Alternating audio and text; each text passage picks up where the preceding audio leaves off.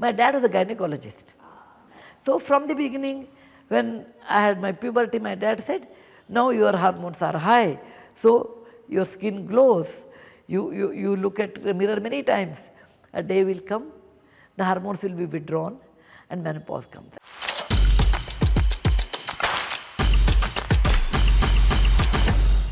You know, I mean, I'm talking to you when there is so much of hindsight to thank, you know, with so many years of your experience. But I want to know more about Sudha Murty and how she managed and navigated her health. For example, today we are all talking about menopause. Did somebody talk to you about it? Of course, I knew very well. My dad was a gynecologist. Nice. So from the beginning, when I had my puberty, my dad said, now your hormones are high, so your skin glows. You look at the mirror many times. A day will come, the hormones will be withdrawn and menopause comes. And he gave a very good knowledge of menopause, and he told, when you get menopause, you should not think it's a disease. It's a withdrawal of your hormones. That time you should work little more than normal so that you should get distracted. And whenever you feel down, you remember, it is not because there something is down in the situation, hormone is going back, so you feel this. So he prepared us the menopause, and he used to handle women with menopause. So I knew how women without knowledge or less knowledge or not knowing about it used to suffer in menopause. I said, when I get my menopause, I am going to work hard, and I know why it is happening to me. What age was this? My dad, maybe when I was 22, 24, much earlier than that. Yeah. My dad was a good friend of mine and open person. He will always talk about, he talked about menstruation and periods. There's nothing wrong with that. It is not curse or anything impure. It has to be part of your hormone balancing. You take it like any other person. So he was very forward, and we were 3 daughters. He made it a point, accept these things as normal, don't go by what others talk. Yeah. But despite all the awareness and information, were you scared? No. I knew when the hormones started retreating, I said, now I am getting into less hormone zone. Now what I should do? I should walk more. I should exercise more. I should accept my skin will wrinkle. I should accept sometimes there will be butterflies come here. Okay, I knew about it very well. Some people get butterflies. It is going to come. Okay, now I am going to put little more weight because your hormones are going down. So overall, sometimes you may feel down, sometimes you may feel normal, sometimes you may feel up. So when up and normal, you don't worry. When it's down, remember, because of this is happening, and do something else which interests you. Maybe reading, seeing a movie. So that position or that period should pass. Yeah. How did you prepare your family? How did you prepare Mr. Narayan Murty for it? See, the thing with menopause is, as you yourself said, it's not a disease, but it's a long phase. And it comes with not complexities for the woman, but implications for the family and anybody you interact with. So how did you prepare him? When I got menopause, my both children were out. Okay. And suddenly one day I remembered them and I cried.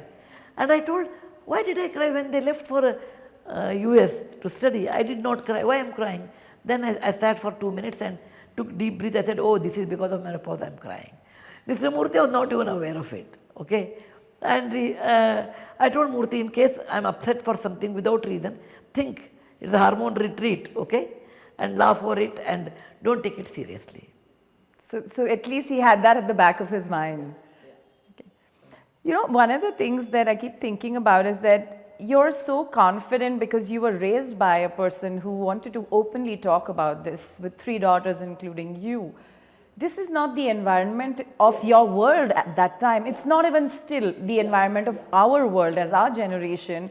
So how did you deal with it? Because surely somebody in the family, from some angle, like I still remember, this is so alive even today, although it's now been talked about as a superstition. Somebody would say, if you're menstruating, don't touch pickle, don't, stay away, take 5 baths a day.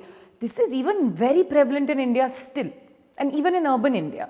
So how did you deal with this construct that was around you? Not only it was only in our family. My cousins and my relatives, my friends' family, it was not there. They would say, look at Dr. Saab, how he sits daughter. And he also talked about, my dad used to talk about family planning. He was a gynecologist. So he said, then he gave us a book, Significant Sisters. That book is still with me. The lady who,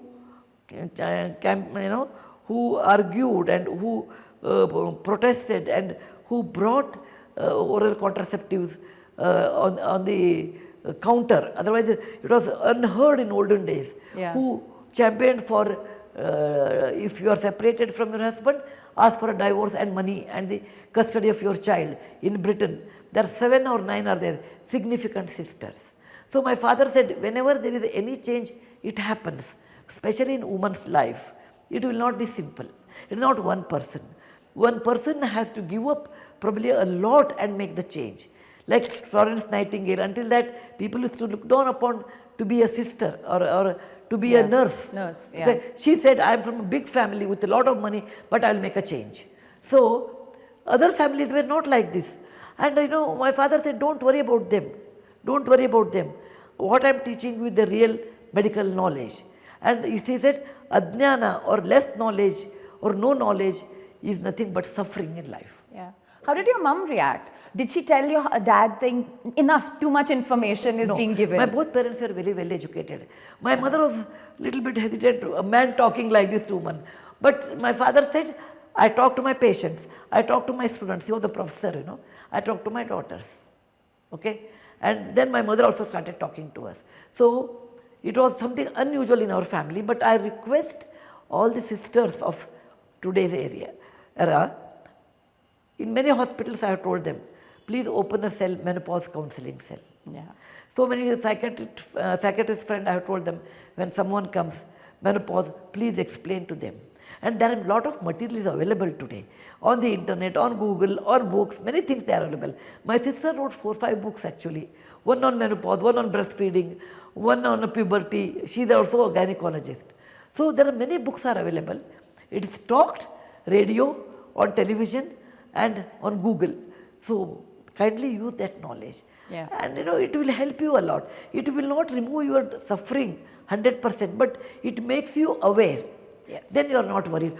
Sometimes people feel this will be permanently. No, it is not permanent. It is also passing phase, but long time. It's a long time. Take multivitamin tablets, go for a walk, go to gym, okay? Do many things, many physical activities so that endorphin will release so that it can balance.